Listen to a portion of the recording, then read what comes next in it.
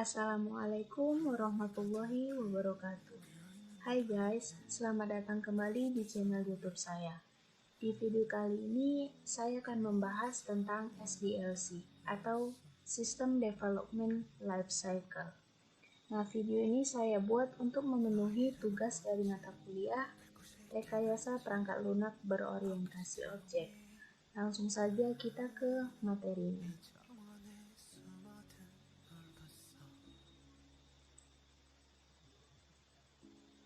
Nah, SDLC adalah kependekan dari System Development Life Cycle, atau dalam bahasa Indonesia disebut siklus hidup pengembangan sistem. SDLC dalam rekayasa sistem dan rekayasa perangkat lunak adalah proses pembuatan dan pengubahan sistem serta model dan metodologi yang digunakan untuk mengembangkan sistem-sistem tersebut. Konsep ini umumnya merujuk pada sistem komputer atau informasi.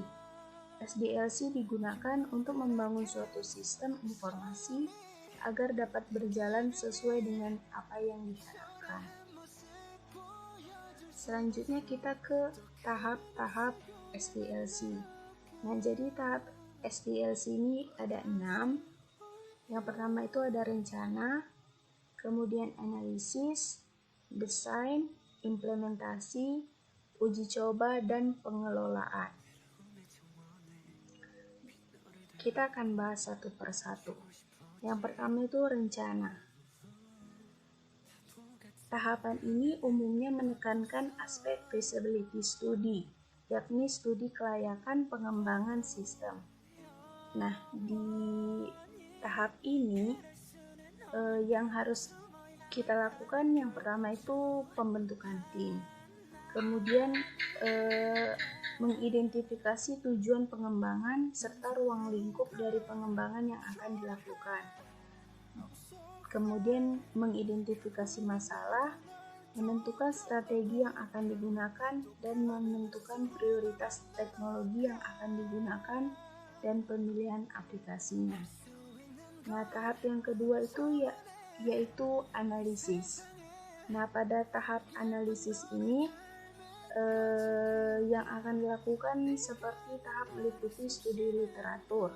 Studi literatur ini berguna untuk dapat menemukan kasus yang dapat ditangani oleh sistem dan juga mendefinisikan sebuah sistem.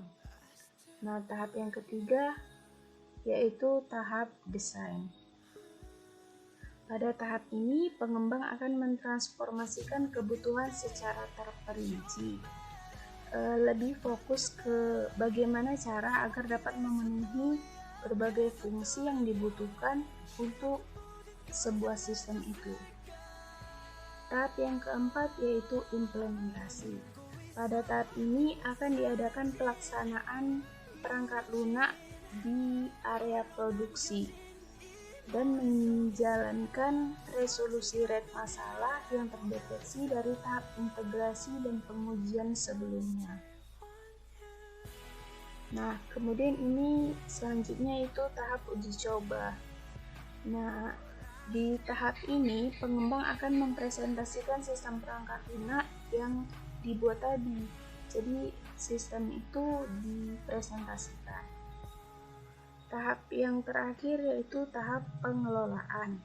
Pada tahap ini akan dijelaskan tentang pekerjaan yang dilakukan untuk menjalankan dan memelihara sistem informasi pada area produksi, termasuk implementasi akhir dan masuk pada proses peninjauannya.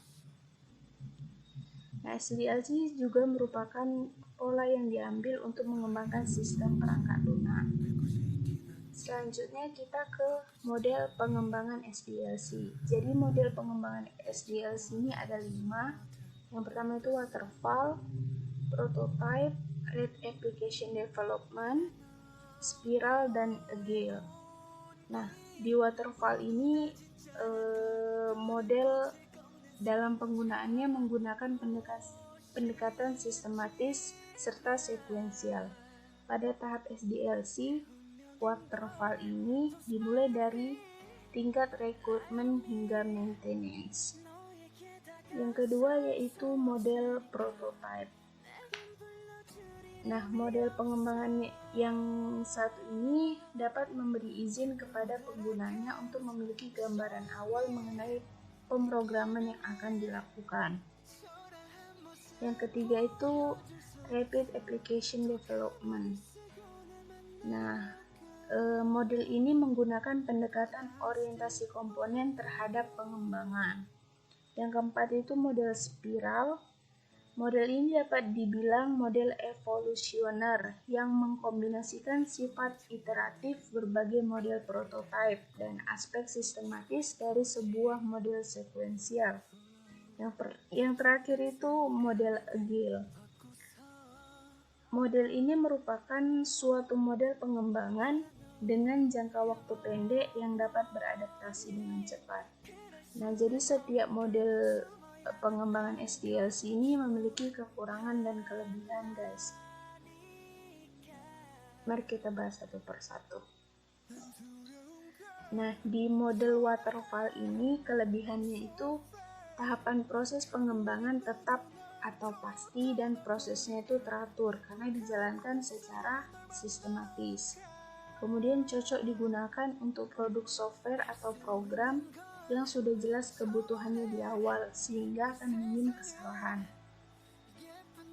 Yang ketiga, kelebihannya yaitu software yang dikembangkan dengan metode ini biasanya menghasilkan kualitas yang baik. Karena kan dikerjakan secara bertahap kan dan sistematis.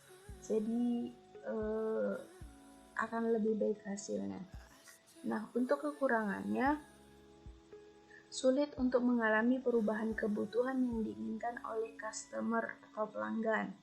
Nah, karena dilakukan bertahap kan, misalnya pelanggan mau minta perubahan, itu akan sulit karena kan udah dikerjakan secara bertahap. Begitu. Kemudian di model yang kedua yaitu model prototype. Kelebihannya pelanggan berpartisipasi aktif dalam pengembangan sistem sehingga hasil produk pengembangan akan semakin mudah disesuaikan dengan keinginan dan kebutuhan pelanggan.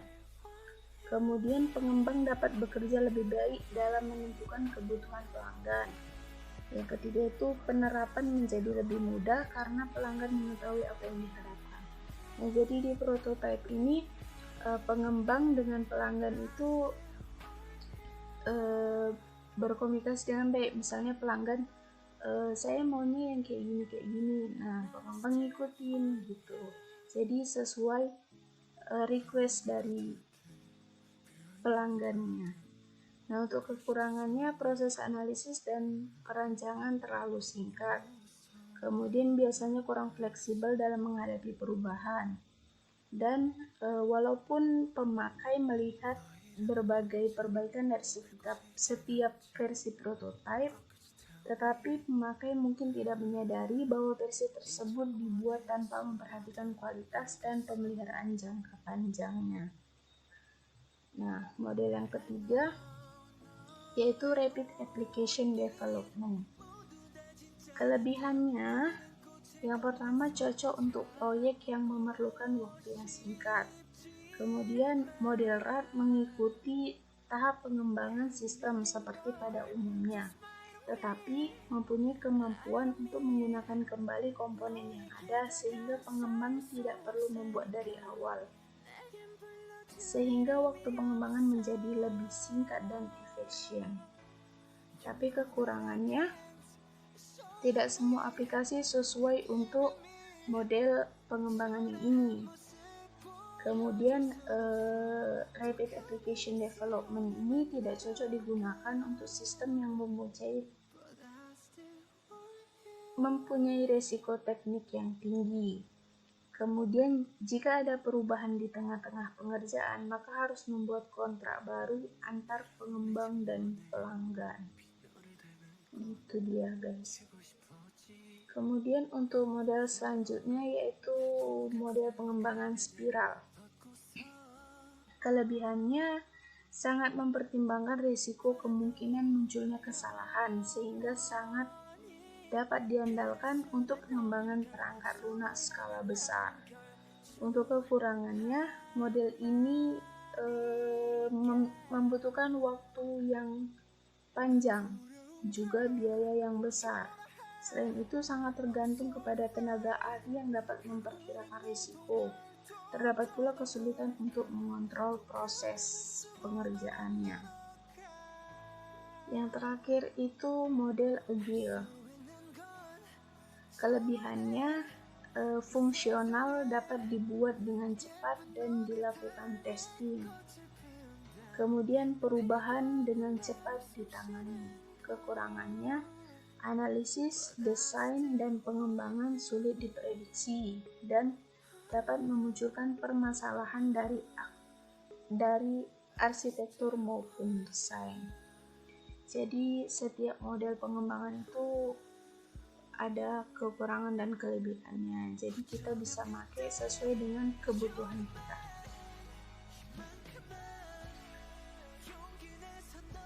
Nah, materi yang saya jelaskan tadi saya ambil referensinya dari link ini, guys. Cukup sekian yang dapat saya sampaikan tentang SDLC. Terima kasih untuk perhatiannya. Saya ucapkan Assalamualaikum warahmatullahi wabarakatuh.